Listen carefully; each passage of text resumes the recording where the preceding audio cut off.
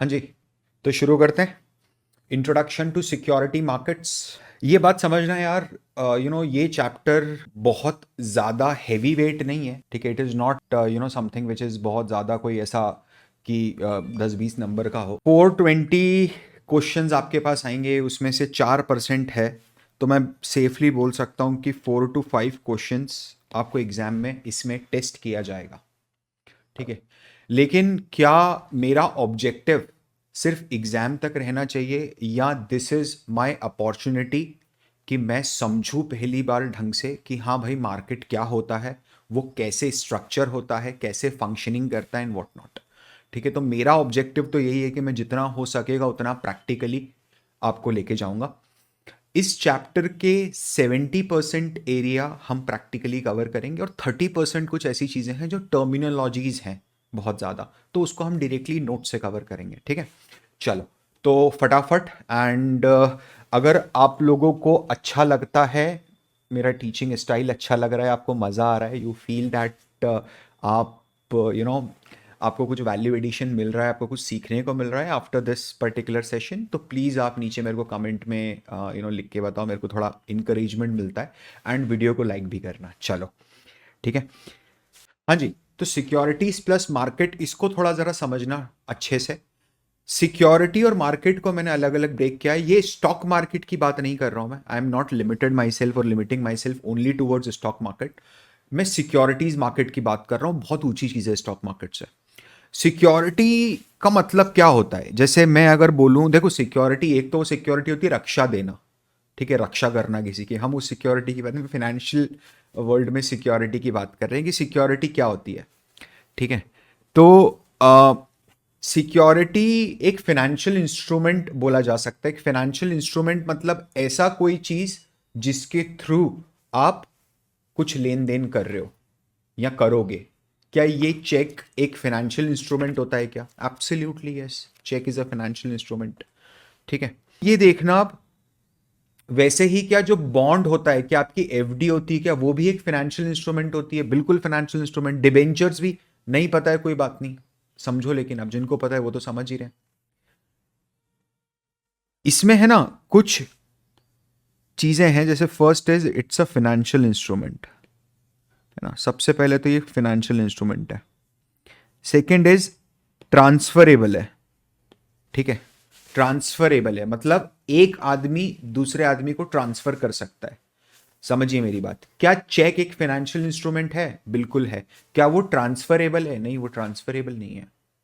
जैसे किसी ने अगर मेरे नाम का चेक लिख दिया तो वो, और वो चेक मेरे पास है, तो मैं उसको जाके किसी और को नहीं दे सकता ना, वो तो पहले मुझे इन कैश कराना पड़ेगा, तो इट इज नॉट ट्रांसफर, तो इसीलिए चेक का मार्केट नहीं है। बट इक्विटी शेयर सर्टिफिकेट, आपके पास एक इक्विटी शेयर सर्टिफिकेट है, आपने रिलायंस इंडस्ट्रीज के अंदर शेयर्स लिए हैं और उसका आपके पास सर्टिफिकेट है, क्या वो सर्टिफिकेट आप किसी को ट्रांसफर कर सकते हो? बिल्कुल, आप अपने शेयर्स बेच सकते हो। आप आपके शेयर बेचोगे, कंपनी पूरी प्रोसेस फॉलो करेगी और ये शेयर सर्टिफिकेट ट्रांसफर हो जाएंगे। पहले ऐसा ही होता था, अपन समझेंगे इसके बारे में डिटेल में, ठीक है। जो इशू होता है विच इज इशूड बाय, कौन कौन इशू कर सकता है इसको? इशूड बाय कंपनीज, क्या कंपनीज इशू कर सकती हैं क्या ऐसे सर्टिफिकेट्स? बिल्कुल कर सकती है। गवर्नमेंट्स इशू कर सकती हैं, कर सकती है। बैंक्स इशू कर सकते हैं, कर सकते हैं, ठीक है।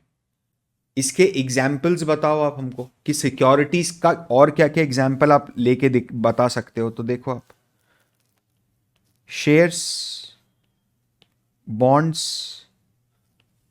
टी बिल्स, समझ रहे हो, अपन सब समझेंगे इसके बारे में। टी बिल्स, यस, डिबेंचर्स, आगे अपन समझेंगे, आपने नाम सुने ही होंगे कभी ना कभी इनके, राइट। ये सब चीजें होती है। मार्केट जनरली क्या होता है? मार्केट समथिंग विच फैसिलिटेट, ठीक है, मतलब वो क्या करता है, वो आपके लिए एक फाउंडेशन, एक मंच तैयार करता है for what? Buying and selling. Buying और सेलिंग के लिए एक मंच तैयार करता है, ठीक है। और लिक्विडिटी क्रिएट करता है क्या मार्केट में? लिक्विडिटी क्रिएट करता है क्या? बिल्कुल लिक्विडिटी क्रिएट करता है। लिक्विडिटी क्रिएशन का काम करता है। इसको समझना जरा लॉजिकली। आपके पास 1 करोड़ रुपए है, आपके पास दो ऑप्शन है, या तो आप उससे रिलायंस इंडस्ट्रीज का शेयर खरीद लो, या फिर आप उससे एक ज़मीन खरीद लो। आपने रिलायंस इंडस्ट्रीज़ का शेयर खरीदा, क्या आप 6 महीने बाद जब आपको ज़रूरत होगी तो क्या आप with in 3 days Reliance industries के शेयर को बेच के कैश में कन्वर्ट कर लोगे क्या? और अब तो और कम हो गया सेटलमेंट पीरियड, राइट? बट फिर भी चलो बैंक बुंक का सब मिला के अपन मान लेते 3 दिन के अंदर क्या पटिए पे 1 करोड़ रुपए आके खड़ा हो जाएगा क्या? बिल्कुल हो जाएगा, ठीक है। सिमिलरली अगर आपने लैंड खरीदी, ठीक है, तो क्या लैंड आप 3 दिन के अंदर लिक्विडेट कर सकते हो? नहीं कर सकते। लैंड में लिक्विडिटी नहीं है। कोई कंपेयर मत करना कि सर लैंड और शेयर्स को कैसे कंपेयर कर रहे हो, शेयर्स तो रिस्की है, लैंड तो रिस्की नहीं है। कोई बात नहीं, बॉन्ड खरीद लिया, बॉन्ड खरीद ले भाई, गवर्नमेंट बॉन्ड खरीद ले, अब तो रिस्क खत्म हो गई ना, अब तो इंटरेस्ट भी मिल रहा है 7% का, ठीक है। तो क्या मेरे पास अगर मैं बॉन्ड खरीदता हूं 1 करोड़ रुपए के, तो क्या लिक्विडिटी मौजूद है क्या? बिल्कुल मौजूद है। Why it is available? Because there is a market for bonds, जहां पर बायर और सेलर एक्सचेंज करते हैं। Bonds for money, money for bond, right? समझ में आ रहा है आपको? एंड मेरी जमीन का कोई मार्केट नहीं है ना, कोई रेडी मार्केट नहीं, मुझे ढूंढना पड़ता है। I you getting my point? समझ में आ रहा है आपको? तो आप देखो सिक्योरिटी मार्केट्स में क्या होता है, जो इशू करते हैं कंपनीज, गवर्नमेंट, बैंक, ये तो अपन ने सिर्फ एक फाइनेंशियल इंस्टीट्यूशंस भी, कोई भी इंश्योरेंस कंपनीज भी इशू कर सकती हैं, ऐसा नहीं है। ये तो मैंने सिर्फ एक एग्जाम्पल लिया है। लेकिन ऑब्जेक्टिव क्या होता है? तो ये जो सीकर्स ऑफ फंड हैं, क्या इनको बोल सकता हूं मैं सीकर्स ऑफ फंड? जो जिनको फंड चाहिए, ठीक है, दोज हु वांट फंड, ये क्या करते हैं? ये फाइनेंशियल इंस्ट्रूमेंट्स को सिक्योरिटी मार्केट्स में जाके इशू करते हैं, ठीक है, in order to raise the capital, पैसा खड़ा करने के लिए। हम इसको बहुत डेप्थ में समझेंगे आगे, ठीक है। पैसा खड़ा करने के लिए रेस करते हैं, और इन्वेस्टर जिसके पास फंड है, जो सोर्स ऑफ फंड है, वो जाके इन कंपनीज में इन्वेस्ट करता है। क्यों इन्वेस्ट करता है? उसको क्या मिलता है? उसको मिलते हैं रिटर्न्स। समझ में आ रही है आपको बात? एक कंपनी है जिसको पैसा चाहिए, वो इक्विटी मार्केट में आईपीओ लेके आती है। आपने ये वर्ड बहुत सुना होगा, आईपीओ आ रहा है, उस कंपनी का आईपीओ आया, टाटा टेक्नोलॉजी का आईपीओ आया, राइट? उस कंपनी को चाहिए पैसा, वो मार्केट में अपना आईपीओ लेके आती है। हम सब जो हैं, we all are source of fund, whether retailer और institutional, doesn't matter, we all are source of funds. हम लोगों ने अप्लाई करा, हमारा आईपीओ अलॉट हुआ, एंड वो शेयर्स हमारे पास आ गए। ये पूरा का पूरा जो ट्रांजेक्शन हो रहा है, ये सिक्योरिटी मार्केट्स में ही हो रहा है। हम उसको ही आज समझने की कोशिश करेंगे, ठीक है।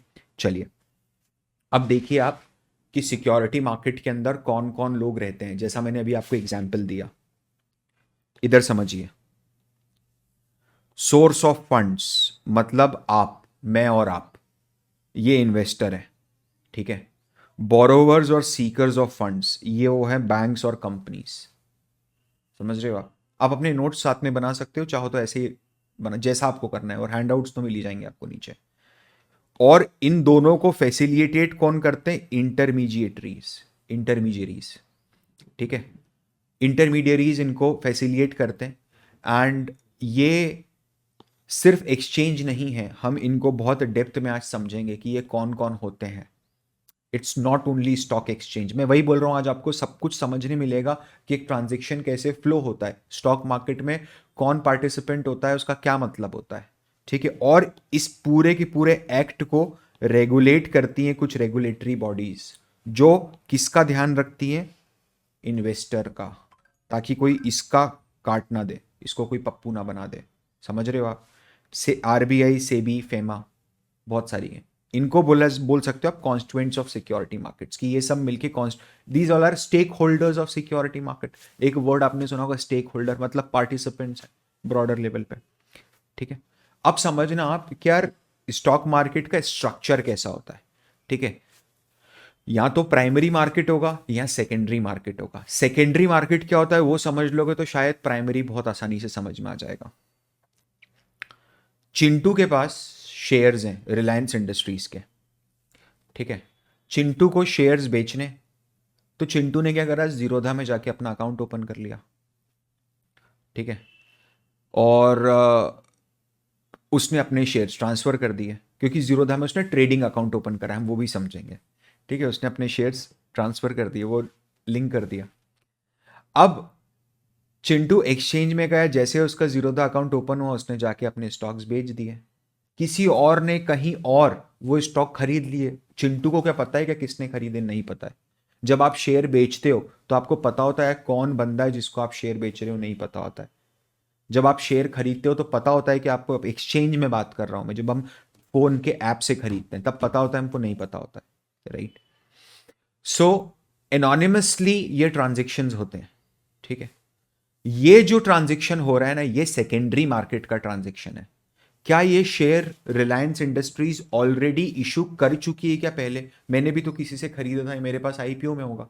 दो ही कंडीशन हो सकती हैं। अगर मेरे पास ये शेयर है तो मतलब सोर्स ऑफ शेयर अगर मेरे पास ही है, अब ऐसा मत बोलना दादाजी के पास से भी तो आया हुआ हो सकता है, ठीक है प्लीज।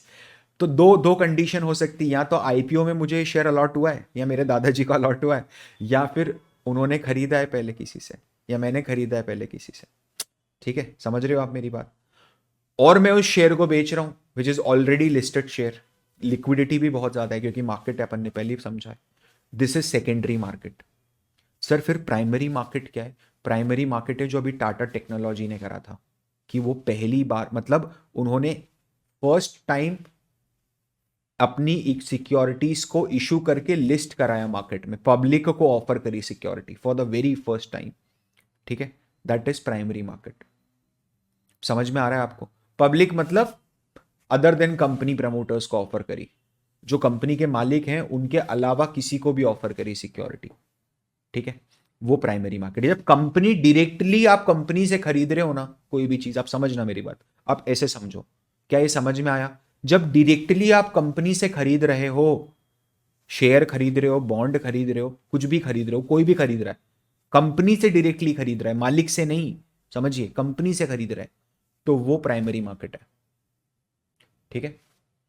सेकेंडरी मार्केट मतलब आप, कंपनी अब इसमें कोई रोल नहीं प्ले करती। चिंटू जाके मार्केट में अगर रिलायंस का शेयर बेचता है तो रिलायंस इंडस्ट्रीज को अब कोई लेना देना नहीं, उसके पास सिर्फ इंफॉर्मेशन पहुंच जाएगी कि भैया अब चिंटू तुम्हारा शेयर होल्डर नहीं रहा है, पिंटू हो गया। समझ रहे हो आप? सिंपल सी बात है।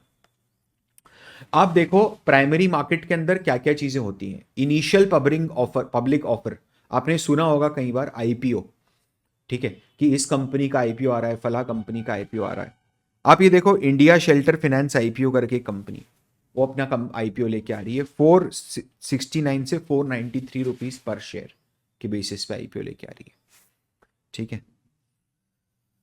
अब यहां पर क्या होता है ना, जब कंपनी पहली बार अपने इक्विटी शेयर, अपना मालिकाना हक बेचती है, आप कंपनी में आईपीओ के थ्रू 15,000 रुपए का इन्वेस्टमेंट करके, क्योंकि आप रिटेलर हो तो आप सिर्फ 15,000 रुपए ही इन्वेस्ट कर सकते हो, कंपनी में अपना मालिकाना हक खरीद सकते हो। तो आगे अगर कंपनी का बिजनेस ग्रो करेगा तो आप भी ग्रो करोगे। समझना, जब आप कंपनी के मालिक बन गए तो क्या धंधा मालिक को किसी भी तरह की कोई गारंटी देता है क्या, कि मैं आपको इतना पैसा कमा के दूंगा मेरे मालिक? नहीं, धंधा है भाई, चला तो चला, नहीं तो नहीं चला। समझ रहे हो? क्या आप पूरे पैसे की रिस्क ले रहे हो क्या? बिल्कुल ले रहे हो। क्या वो पैसा जीरो हो सकता है क्या? हो सकता है। Are you getting my point? समझ में आ रही है आपको? चलिए, तो इसको हम आईपीओ बोलते हैं, जब कंपनी बाजार में आती है ये बोल के कि भाई हमसे शेयर ले लो।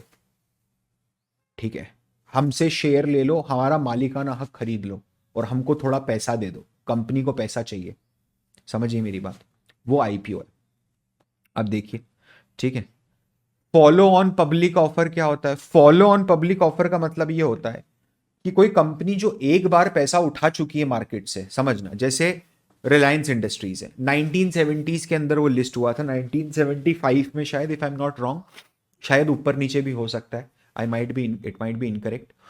तो मुझे कमेंट में बताइएगा कब लिस्ट हुआ था। तो रिलायंस तब लिस्ट हो गया पहली बार, उसके बाद से रिलायंस का स्टॉक कंटिन्यूसली ट्रेड कर रहा है, कंटिन्यूसली ट्रेड कर रहा है। ठीक है, मानो ऐसा कि 2010 में आते आते रिलायंस को और पैसे की जरूरत पड़ी। ठीक है, रिलायंस को और पैसे की जरूरत पड़ी, तो रिलायंस के पास दो ऑप्शन है, या तो लोन ले ले, या फिर मालिकाना हक फिर से बेच दे थोड़ा सा। समझ रहे हो आप? तो बोलते कि नहीं, लोन नहीं लेंगे यार, उसमें ब्याज व्याज का लफड़ा है, we don't want to distress, अपने को ब्याज नहीं चाहिए इस पॉइंट ऑफ टाइम पर, फाइनेंशियल हेल्थ अपनी पहले वीक है। तो let's start with a fresh issue. अब इसको बोला जाएगा follow on public offer. Fresh issue मतलब नई इक्विटी इशू कर दो। जब ये नई इक्विटी आप मार्केट में लेके आओगे ना, तो बोला जाएगा फॉलो ऑन पब्लिक ऑफर, कि एक आप इनिशियल ला चुके हो, this is the follow on off initial. ठीक है, आप ये देखो अडानी इंटरप्राइजेस इस साल 2023 जनवरी फरवरी में पूरा माहौल बना के बैठा था कि हम फॉलो ऑन पब्लिक ऑफर लाएंगे। कहानी कैसी पलटी देखो आप जाके, सिर्फ आप हेडलाइन हेडलाइन ही पढ़ना। सबसे पहले अडानी का आईपीओ 20,000 करोड़ रुपए का है। ठीक है, India's largest ever issue sale through Adani FPO. Adani FPO मतलब इंडिया का सबसे बड़ा इशू आज तक का, सबसे बड़ा इशू आज तक का। कितना पैसा खड़ा कर रहे थे देखो, 20,000 करोड़ रुपए। क्या हो जाता अगर वो बिक जाता 20,000 करोड़, तो मजा नहीं आ जाता।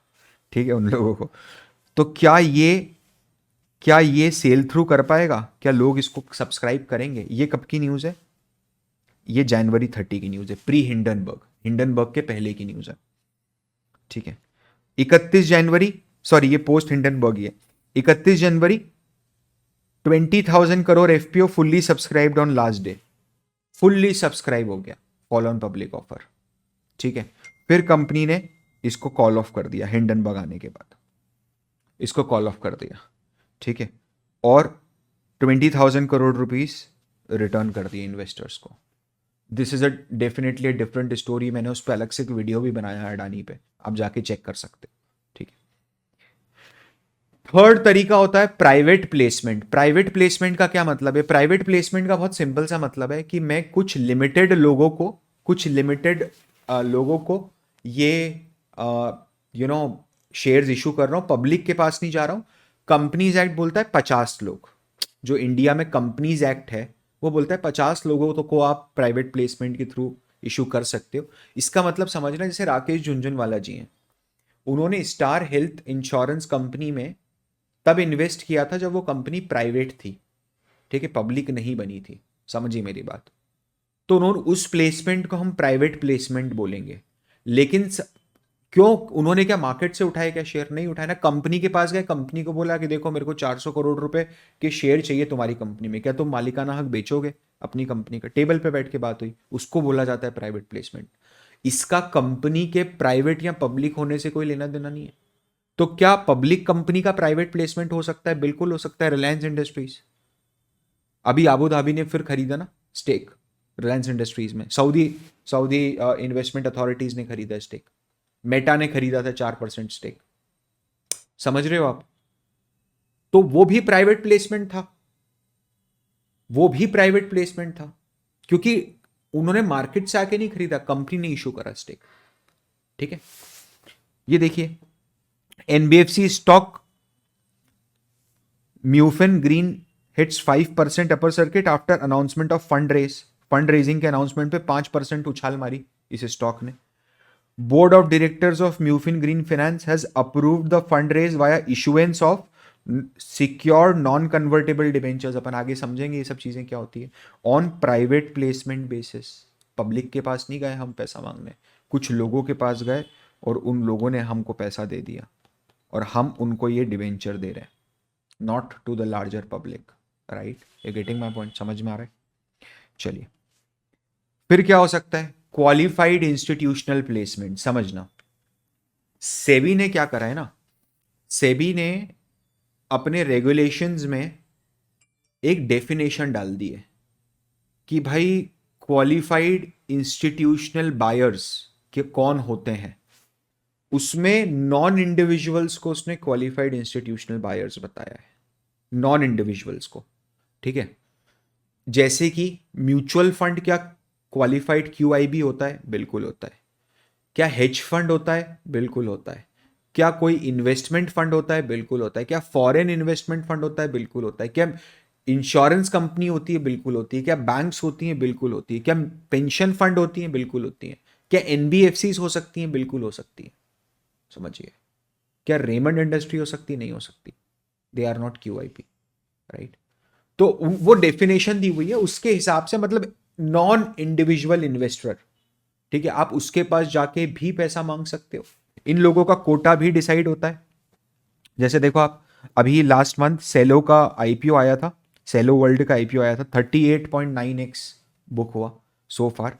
उसमें क्यूआईबी जो पोर्शन था, जितने भी ये जो पूरा 567 करोड़ का जो आईपीओ है, इसमें से फॉर एग्जांपल 20% का क्यूआईबी कोटा है, तो 100 करोड़ रुपए के आसपास का क्यूआईबी कोटा है, ऐसा मान लो, ठीक है। वो बुकड है 109x पे, मतलब लोग 10,000 करोड़ रुपए लगाने तैयार है, समझ रहे हो, 100 करोड़ के कोटे के लिए 10,000 करोड़ रुपए लगाने तैयार है। I you getting my point? Same यही होसाना consumer, the Mamaearth IPO subscribe 7.6x with aggressive QIB push, institutions का पुश मिला and you know the IPO was successful. नीचे वाली न्यूज पढ़िए, एक ही साथ सारी इंफॉर्मेशन मिल जाती है, ठीक है। SEBI plans to expand QIB base to boost bond market, समझिए मेरी बात।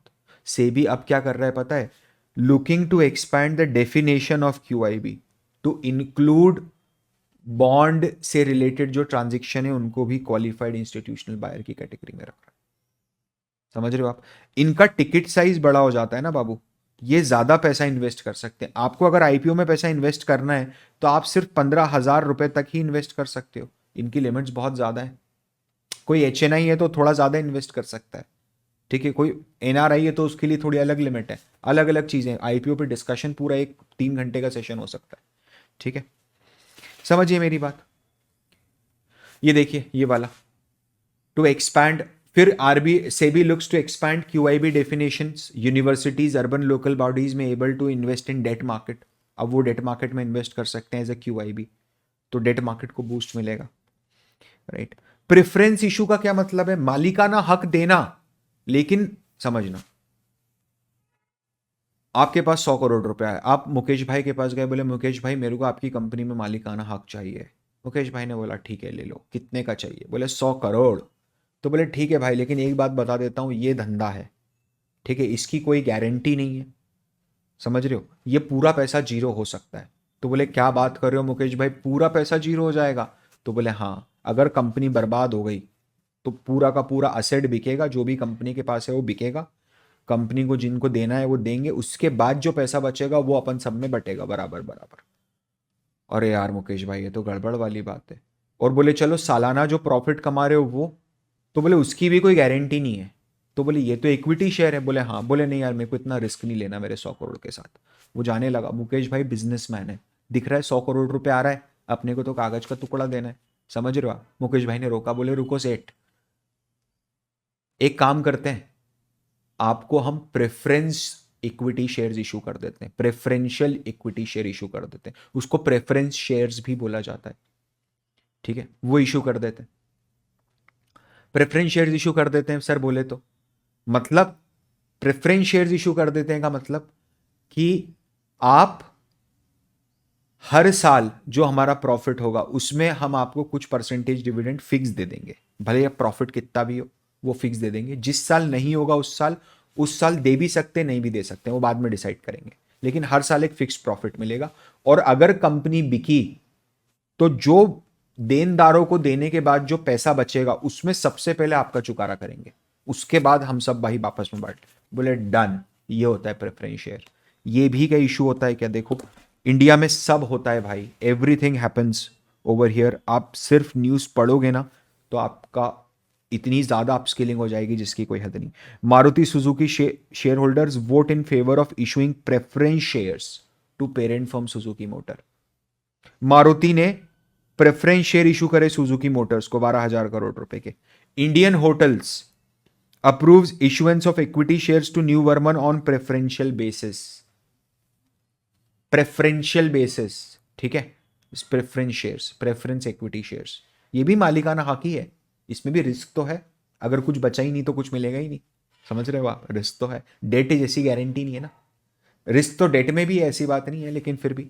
Rights issue, right shares, right shares मतलब ये सब पब्लिक, क्योंकि कंपनी डायरेक्टली इशू कर रही है ना, इसमें भी तो कंपनी डायरेक्टली इशू कर रही है, तो ये सब प्राइमरी मार्केट है। राइट शेयर भी कंपनी डायरेक्टली इशू कर रही है। राइट शेयर का मतलब क्या होता है पता है, राइट शेयर का मतलब ये है कि अगर कंपनी को पैसे की जरूरत है तो बाजार में जाने के बजाय वो अपने शेयर होल्डर्स के पास ही जाती है, यार पहले बाजार में क्यों जाना, पहले अपने मालिकों से तो पूछ लो कि भैया और कंपनी को पैसे की जरूरत है क्या, आपको और मालिकाना हक चाहिए क्या कंपनी में।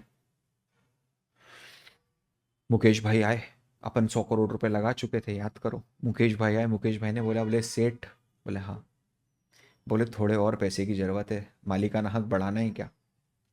बोले देखो तिजोरी में 200-100 करोड़ रुपए और रखें, लेकिन 50 करोड़ रुपए और लगा सकते हैं मालिकाना हक बढ़ाने के लिए। तो बोले ठीक है मैं आपको शेयर इशू कर देता हूँ। बोले नहीं नहीं रुको, मैं आपसे क्यों खरीदूँ, लेकिन अगर मेरे को मालिकाना हक बढ़ाने ही और मेरे को 50 करोड़ के शेयर चाहिए तो मैं मार्केट में जाके खरीद लूंगा ना, तुरंत बिक जाएंगे। एक मिनट, सो सॉरी, ठीक है मार्केट में जाके खरीद लूंगा, तुरंत बिक जाएंगे। तो ही वॉज लाइक कि नहीं ये सब चीज़ें मैं एडिट नहीं करता। तो ही वॉज लाइक कि बोले यार देखो ऐसी बात नहीं है, आप मार्केट में जाओगे तो तुरंत बिक जाएंगे और तुरंत आप खरीद सकते हो और 1,000 रुपए के खरीद सकते हो, मैं आपको 10% डिस्काउंट में दे दूंगा क्योंकि आप ऑलरेडी मालिक हो। तो बोले हाँ अब करिए ना आपने बात। बोले बिल्कुल, ये होता है राइट शेयर।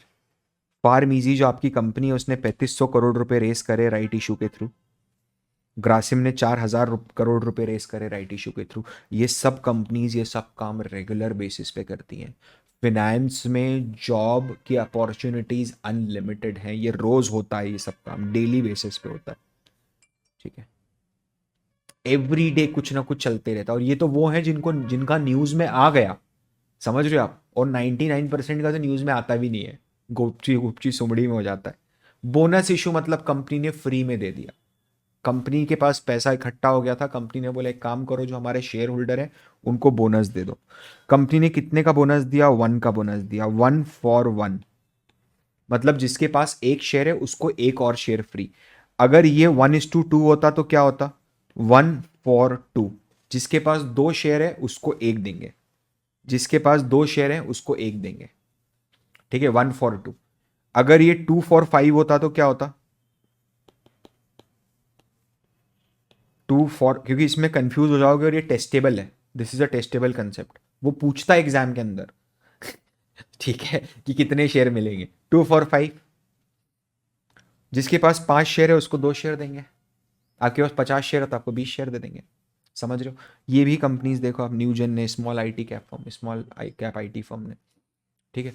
ऑनशोर और ऑफशोर ऑफरिंग समझ रहे हो, ऑनशोर का मतलब है विद इन कंट्री, ऑफशोर का मतलब है outside country. With in country मतलब ये जो हमने सब डिस्कस किया, ऑफशोर मतलब आउटसाइड कंट्री। आपने एक सुना होगा, अगर नहीं सुना है तो मैं बता दूंगा, कोई प्रॉब्लम नहीं, एडीआर जीडीआर का कंसेप्ट सुना होगा, American depository receipts and global depository receipts. ये जो एडीआर जीडीआर है ये क्या है पता है, इन्फोसिस ने अमेरिका जाके पैसा उठा लिया, सोचो आप, वो अमेरिका के एक्सचेंज पे भी लिस्टेड है, टीसीएस भी लिस्टेड है, ये गेट बहुत सारी इंडियन कंपनीज, एमएनएम लिस्टेड है इंटरनेशनल एक्सचेंजेस में, वहां से रेस करा हुआ है पैसा, ठीक है। वहां पर लोकल पैसा उठाया यूएस डॉलर में, अपना इंफ्रास्ट्रक्चर वहां बनाने के लिए उन्होंने, रादर देन इंडिया से उठा के उसको कन्वर्ट करें। क्यों कन्वर्ट करें, एक हाई इन्फ्लेशनरी एनवायरमेंट से पैसा क्यों उठाना है, समझ रहे हो, इंडिया में तो ज्यादा इन्फ्लेशन है ना, तो आप वहां से उठा के क्यों लो इन्फ्लेशनरी में कन्वर्ट करना चाहते हो, वहीं उठाओ वहीं खत्म करो, कोई इंपैक्ट ही नहीं है, फॉरेक्स का एकदम जीरो रिस्क है, इसीलिए वहां से पैसा उठाया और उनके स्टॉक एक्सचेंज में लिस्ट है, वो ऑफशोर ऑफरिंग हो गई, कंपनी ने इशू करे, ठीक है। आगे देखिए, ऑफर फॉर सेल मतलब, ऑफर फॉर सेल का मतलब ये होता है कि प्रमोटर है, समझना, जैसे आपको समझाया जाता है तो ऐसे समझो आप, नायका आईपीओ लेके आया था, नायका जब आईपीओ लेके आया तो नायका में बहुत सारे ऐसे लोग थे जिन्होंने नायका में बहुत शुरुआती दिनों में पैसा इन्वेस्ट किया था, ठीक है, जिन्होंने 3 साल 4 साल पहले नायका में कौड़ियों के भाव पैसा इन्वेस्ट किया। अब यार उनको एग्जिट तो चाहिए ना कभी तो उसको प्रॉफिट बुक करना पड़ेगा ना, घर लेके आएगा ना वो पैसा अपना, क्योंकि उसने इतना 5-7 साल इन्वेस्ट करा, वेट करा, तो वो क्या बोलेगा पता है कि यार देखो तुम्हारे जब शेयर इशू करोगे ना, फ्रेश इशू आईपीओ में, तब है ना साथ में हमारे ऑफर फॉर सेल भी डाल देना, समझना, मतलब हमको भी एग्जिट करवा दो यार। आपने अगर शार्क टैंक देखा हो तो कई बार शार्क ये क्वेश्चन या कंसर्न रेस करते हैं कि मुझे इसके एग्जिट में इशू लग रहा है कि मैं इस धंधे से एग्जिट नहीं ले पाऊंगा, समझ रहे हो आप, इसलिए मैं इस समय इन्वेस्ट नहीं करना चाहूंगा, ऐसा बोल देते हैं। So we are not talking about them, we are talking about the same thing कि वो जब एग्जिट लेना है तब अगर आप किसी एग्जिस्टिंग शेयर को पब्लिक को इशू कर रहे हो, that is offer for sale. ध्यान से पढ़ना, आपको समझ में आएगा। आइनॉक्स इंडिया आईपीओ है ना, आइनॉक्स इंडिया अपना आईपीओ लेके आ रहा है। It is an entirely an offer for sale. मतलब क्या है, इसके अंदर कंपनी कोई भी फ्रेश इशू नहीं कर रही है। सारे के सारे जो इन्वेस्टर्स हैं ना, जो बड़े इन्वेस्टर्स हैं जिन्होंने कंपनी में शुरुआती दिनों में पैसा इशू किया था, या कंपनी का मालिक भी हो सकता है जिसके पास हिस्सेदारी कंपनी में, वो लोग पब्लिक को पैसा शेयर्स बांट रहे हैं। समझ रहे हो? This is a pure pure OFS offer, a pure OFS offer. ठीक है, सूला वाइन्स में भी यही हुआ था। सूला वाइन यार्ड में भी आप देखोगे तो यही हुआ था। 90% वॉज ऑफर फॉर सेल। ठीक है, 90% was offer for sale. Similarly sweat equity थे मुझे। स्वेट इक्विटी ईसॉप मोटा मोटा इंटरचेंजेबल टर्म्स है, जहां पर आप अपने इंप्लॉइज को पैसे के बदले, मतलब सैलरी तो आप दे ही रहे हो, लेकिन आप उनको साथ में रिवॉर्ड के रूप में ईसॉप भी दे देते हो। अब ये रिवॉर्ड कई तरीकों का हो सकता है कि यार प्रॉफिट अच्छा आया इसलिए मैंने जेनरिक ईसॉप बांट दिया कि दो सबको शेयर्स बांटो, या फिर इंप्लॉय 5 साल रुक गया मेरी कंपनी में, उसने जो मुझे लॉयल्टी दिखाई, मैं उसके अगेंस्ट में उसको रिवॉर्ड बांटूंगा, वो हो सकता है। ठीक है, Mamaearth employees to sell ESOP worth 150 crore in a block deal. ये देखना, मामा अर्थ ने अपने एम्प्लॉइज को कभी ईसॉप दिया होगा, ठीक है, अब वो बेच रहे हैं किसी इन्वेस्टर को। जीरोधा भी ये करता है, जीरोधा भी ईसॉप बांटता है और हर दूसरे साल ईसॉप का बायबैक कर लेता है। इंप्लॉइज को बड़े हुए वैल्यूएशन पे पैसा देता है ना, उनको तो एग्जिट मिल रहा है ना। जिसको बेचना है बेच दो जीरोधा, जिसको साथ में रहना है रहो, कोई प्रॉब्लम नहीं।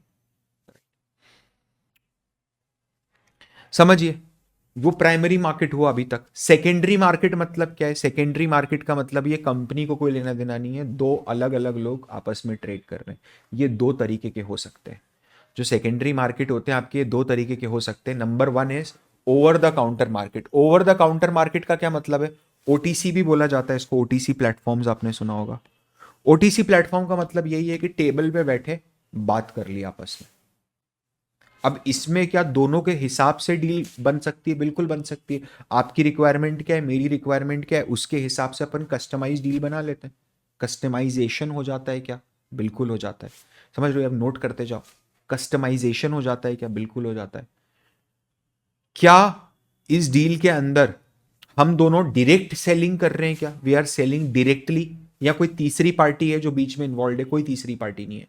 आप मुझे स्टॉक दे रहे हो, मैं आपको पैसा दे रहा हूं। ये ओटीसी ट्रांजेक्शन है, ओवर द काउंटर ट्रांजेक्शन है। ठीक है, इसमें कोई तीसरी पार्टी अवेलेबल नहीं है, मेरा आप पे भरोसा है। तो क्या इस केस के अंदर ये भरोसा टूट सकता है क्या? बिल्कुल टूट सकता है। क्या काउंटर पार्टी डिफॉल्ट रिस्क है क्या? काउंटर पार्टी मतलब कोई भी पार्टी एक दूसरे को डिफॉल्ट कर सकती है क्या? बिल्कुल कर सकती है। क्यों कर सकती है? कोई रेगुलेटर नहीं है। समझो ना, आपने शर्त लगाई किसी से कि अगर कुछ हो गया ऐसा, तो मैं तेरे को 10,000 रुपये दे दूंगा। उसने बोला ठीक है दे देना। वो नहीं हुआ तो अब वो आपको देगा। जब से वो नहीं हुआ है, इसे समझना। मान लो आपने बेटिंग लगाई कि इंडिया तो वर्ल्ड कप जीतेगी, और इंडिया वर्ल्ड कप जीतेगी अगर, ठीक है, तो वो आपको 10,000 रुपये देगा। और इंडिया अगर वर्ल्ड कप हारेगी, बहुत बुरा लगता है ना बोलते हुए, इंडिया वर्ल्ड कप हारेगी तो आप उसको 10,000 रुपये दोगे। मान लो इंडिया वर्ल्ड कप जीत गई, अरे वाह, जब से इंडिया वर्ल्ड कप जीती है तब से आपका भाई गायब है। समझ रहे हो? क्या ये काउंटर पार्टी डिफॉल्ट के लक्षण दिख रहे हैं आपको? समझ रहे हो? ओटीसी ट्रांजेक्शन था ना। एक्सचेंज रेगुलेटेड ट्रांजेक्शन मतलब जो हम सब अभी करते हैं, जो हम सब अभी करते हैं, छोटे छोटे लोग, जो हम सब अभी करते हैं कि हम एक्सचेंज में जाके, एनएसी में जाके, बीएसई में जाके, Bombay stock exchange, national stock exchange, Calcutta stock exchange, Kolkata stock exchange, ठीक है, London stock exchange, NYSE New York stock exchange, Chicago stock exchange, यहां जाके हम हमारे स्टॉक्स बेचते हैं। क्या ये रेगुलेटेड मार्केट है क्या? बिल्कुल, सेबी रेगुलेट करता है इंडिया में स्टॉक एक्सचेंज को। समझिए, क्या इस केस के अंदर डिफॉल्ट का रिस्क होता है क्या? बिल्कुल नहीं होता है। कारण क्या है, आपके पास जब तक पैसा आप पहले नहीं दोगे तब तक शेयर खरीदेंगे ही नहीं। जैसे ही आप बाय कॉल डालते हो, क्या आपकी अकाउंट से तुरंत पैसा कटता है या 2 दिन बाद कटता है? तुरंत कट जाता है मेरे भाई। जैसे ही शेयर आया वैसे ही पैसा गया। और आइडली ऑप्टिकली वो एक साथ होते हुए दिख रहे हैं, लेकिन पहले पैसा आ जाता है फिर शेयर आता है। ठीक है, ये भी आप देख ले, समझ लेना। वो ऐसा नहीं करेंगे कि दोनों एक साथ कर रहे हैं, they will never do that, because they know कि अगर कुछ ग्लिच आ गया तो will be screwed badly. Shares transfer हो गए और पैसा नहीं आया तो विल बी स्क्रूड बैडली। तो पहले पैसा जाएगा फिर, और माइक्रो सेकेंड्स में हो जाता है। ठीक है, यहां पर क्या मार्जिन रखे जाते हैं? क्या मार्जिन मतलब, जैसे समझना कि मुझे तो यार 1,000 रिलायंस के शेयर्स चाहिए, सुनना मेरी बात। तो बोले ठीक है, 1,000 रुपये का एक रिलायंस का शेयर है, आपको 1,000 शेयर चाहिए, तो आप एक काम करो, आप 10 लाख रुपए रख दो मार्जिन। ये तो फुल मार्जिन हो गया। तो बोले नहीं नहीं सर, आप समझ नहीं रहे, मेरे को मालिकाना हक वालिकाना हक नीचे कंपनी में, मैं तो 10 दिन रखूंगा और बेच के निकल जाऊंगा। तो बोले अच्छा, समझा। तो बोले एक काम करो, आप 10 लाख रुपए मत रखो, आप 5 लाख रुपए रख दो। समझना मेरी बात, प्लीज अंडरस्टैंड दिस। आप 5 लाख रुपए रख दो। ये इनिशियल मार्जिन है क्या? ये इनिशियल मार्जिन है, मतलब मेरे को 5 लाख रुपए इन्वेस्ट करके, 5 लाख रुपए जमा करा के, क्या मैं 10 लाख रुपए का माल उठा रहा हूं क्या मार्केट से? बिल्कुल उठा रहा हूं। ऐसा क्यों करने दे रहा है वो? क्योंकि ये सौदा सिर्फ 10 दिन के लिए हुआ है। You getting my point? अपन इसको और समझेंगे आगे। तो ये मेरे इनिशियल मार्जिन है। समझना, मान लो ऐसा हो जाए कि मेरा 10 लाख रुपए का रिलायंस इंडस्ट्रीज 2 दिन बाद 8 लाख रुपए का रह गया, क्या कोई डिफॉल्ट रिस्क हो रही है क्या इस पॉइंट ऑफ टाइम पर? नहीं हो रही है, कोई डिफॉल्ट रिस्क नहीं है। क्यों? क्योंकि मेरा तो 5 लाख जमा है ना, अभी तो 2 ही लाख उतरा है बस, अभी तो 3 लाख और जमा है एक्स्ट्रा। ठीक है, MTM बोल रहे हैं इसको, मार्क टू मार्केट हो रहा है ना। अब वो 3 लाख ही रह गया है जमा, जो है 2 लाख का नुकसान हो गया। सर अगर वापस बढ़ गया तो वापस बढ़ जाएगा बैलेंस, कोई बात नहीं। ठीक है, मान लो 2 दिन बाद ये 2 लाख और गिर गया, तो अब टोटल 4 लाख रुपए गिर गया है, आपके 5 लाख का बैलेंस 1 लाख रह गया जो एक्सचेंज के पास जमा था। ठीक है, इस केस के अंदर क्या होगा पता है? जैसे ही ये बैलेंस और थोड़ा गिरेगा ना, रिलायंस का स्टॉक और थोड़ा गिरेगा ना, आपको मार्जिन का कॉल आ जाएगा कि भैया और पैसा जमा करो, नहीं तो हम तो बेच रहे हैं स्टॉक। डोंट वरी, ये मैकेनिज्म इतना स्ट्रांग है इस एक्सचेंज का कि वो आपको कभी भी ऐसा नहीं होगा कि आपका शेयर और टूट गया और उनके पास मार्जिन नहीं, आपका बैलेंस नेगेटिव हो गया, वो ऑटोमेटिकली ट्रेड कट हो जाएगा। भाई आपके जैसे ही पूरा 5 लाख का नुकसान हो गया पूरा, उसके पहले ही ट्रेड कट हो जाएगा, आपके 5 लाख 10-20 हज़ार बचे होंगे, तभी ट्रेड कट हो जाएगा। ठीक है, ऑटोमेटिकली कट हो जाएगा। तो ये जिन लोगों ने स्टॉक मार्केट में पहले ट्रेडिंग करी है या करते हैं या थोड़ा समझते हैं, उनको इसके बारे में थोड़ा ज़्यादा पता होगा। ठीक है, और ज़्यादा अच्छी अंडरस्टैंडिंग आ रही होगी। बाकी तो फिर ऐसा है ही। ठीक है, अच्छा, वेरियस मार्केट पार्टिसिपेंट्स कौन कौन से हो सकते हैं वो समझना है इसके अंदर, या फिर इसको एक काम करते हैं, इसको अपन अगले सेशन में लेते हैं। उसके पहले मैं आपसे कुछ बात करना चाहता हूँ। आप देख रहे हो आज के सेशन के अंदर, अगर आपने नोटिस किया हो तो 2 चीज़ें आपने नोटिस करी होगी। नंबर 1 इज कि अगर आप डेली बेसिस पे न्यूज़ पढ़ते हो, समझ रहे हो, तो आपको बहुत ज़्यादा हेल्प मिलेगी। अगर आप वाकई में सिंसियर हो अपना करियर इक्विटी रिसर्च में बनाने के लिए, तो प्लीज़ आप न्यूज़ रीडिंग शुरू करो। अगर आप मेरा प्रेफरेंस पूछते हो, क्योंकि काफ़ी सारे लोग कमेंट में मेरा प्रेफरेंस पूछेंगे, तो मैं बताना चाहता हूँ कि मैं लाइव मिंट पढ़ता हूँ। मेरा कोई यहाँ पर एसोसिएशन नहीं है, आप जाके इंडिपेंडेंटली लाइव मिंट सब्सक्राइब कर सकते हो। बहुत नॉमिनल सी कॉस्ट है यार, 2-2.5 हज़ार रुपये साल में वो सब्सक्राइब हो जाता है। आप खुद सोचो ना, मतलब कितना पैसा खर्च कर रहे हो आप, 5-7 रुपये रोज़, 8 रुपये रोज़। ठीक है, that's okay, that you can spend यार on that kind of knowledge which you are getting. ठीक है, अपार्ट फ्रॉम दैट, सेकेंड चीज़ ही कि आपने अगर नोटिस करा हो तो फिनेंस जो है ना वो बहुत बड़ा है। ठीक है, आप अगर इक्विटी रिसर्च में फोकस्ड हो और आपको कैपिटल मार्केट्स में ही करियर बनाना है, तो मैं आपको इनवाइट करूंगा कि हमारा इक्विटी रिसर्च कोहर्ट स्टार्ट हो रहा है। ठीक है, अगला इक्विटी रिसर्च कोहर्ट स्टार्ट हो रहा है, उसका डिस्क्रिप्शन में लिंक दिया हुआ है। मैं आपको इनवाइट करूंगा कि हमारा अगला इक्विटी रिसर्च कोहर्ट स्टार्ट हो रहा है, उसका डिस्क्रिप्शन में लिंक दिया हुआ है। आप चाहें तो जाके उसको इनरोल करिए and you will see tremendous change in your research capabilities. आप इंडिपेंडेंटली एक कंपनी का पूरा रिसर्च कंडक्ट करके उसके ऊपर एक थॉरो रिपोर्टिंग कर सकते हैं। ठीक है, आज के लिए इतना ही। This is Parth Verma signing of.